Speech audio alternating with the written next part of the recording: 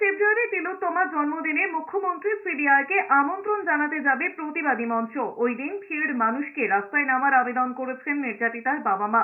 জন্মদিন উপলক্ষে আরজিকরে রবিবার বিকেলে স্মরণ সভার আয়োজন করা হয়েছে, যার নাম দেওয়া হয়েছে বাংলার মেয়ের জন্মদিন। আমন্ত্রণ পত্রে 6 মাসে অধরা বিচারের উল্লেখ রয়েছে। সেই আমন্ত্রণ পত্র নিয়ে বিধাননগর কমিশনারেট, লালবাজার সাক্ষ্য ভবন, মেডিকেল কাউন্সিলে যাচ্ছেন চিকিৎসক, নাগরিক মঞ্চের প্রতিনিধিরা।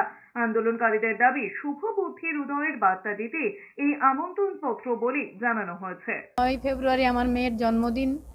সেদিন আমরা সমস্ত শোক ভুলে তার বিচার না পাওয়া 6 মাসে রাস্তাতেই থাকব এবং সমস্ত জনসাধারণ যারা আমার মেয়েকে দেশের মেয়ে বা ঘরের মেয়ে মনে করেছিলেন, সমস্ত বিশ্বের নাগরিক, তাদেরও বলবো রাস্তায় থাকুন এবং প্রতিবাদে তার জন্মদিনে এটাই হোক তাদের উপহার যে তার মোমবাতি জ্বলুক সমস্ত রাজ্যে।